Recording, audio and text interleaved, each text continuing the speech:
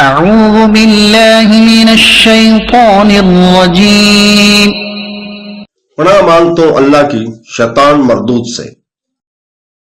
ثم انزل اللہ سکینته على رسوله وعلى المؤمنین وانزل جنودا لم تروها وعذب الذین کفروا وذلك جزاء